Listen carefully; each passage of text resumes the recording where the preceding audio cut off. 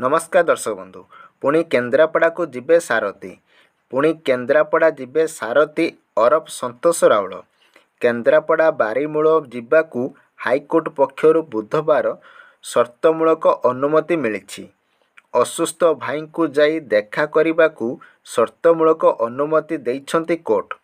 2 मासरे केवल थरे केन्द्रापड़ा बारीमूल जिबाकू अनुमति मिली। रात्रि रे केन्द्रापड़ा रही पारिबेनी बोली निर्देश दिया जाइछि।